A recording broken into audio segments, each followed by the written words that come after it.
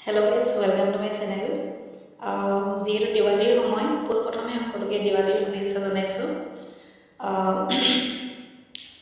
সকলোৰে আটাইতকৈ হেঁপাহৰ উৎসৱ দীপাৱলী বা দিৱালী।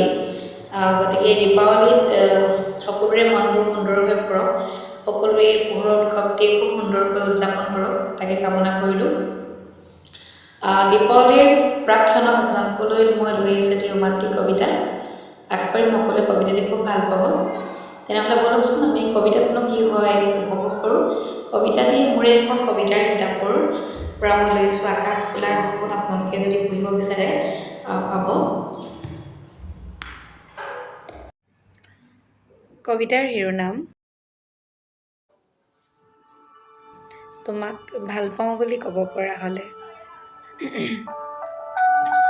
তোমাক ভাল পাওঁ বুলি ক'ব পৰা হ'লে মই লুইতপৰীয়া কামিনী হ'ব নোৱাৰোঁ ক্লিওপেট্ৰা।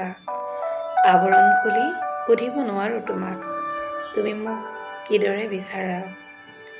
সপোনৰ কাৰেঙতে বহুবাৰ উমলিছোঁ তোমাৰ সৈতে, জোলনা খেলিছোঁ হৃদয় জিনাৰ। আকৌচোন থমকি ৰওঁ বাস্তৱতাৰ নিষ্ঠুৰ কেঁকুৰিত।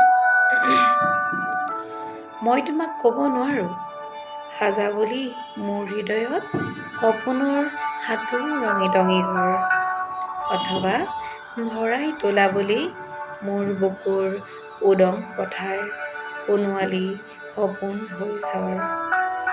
কেতিয়াবা ভাবোঁ সকলো সংকীৰ্ণতা পাহৰি ক'ব পৰা হ'লে তোমাক এবাৰলৈ হ'লেও ভাল পাওঁ বুলি। ধন্যবাদ।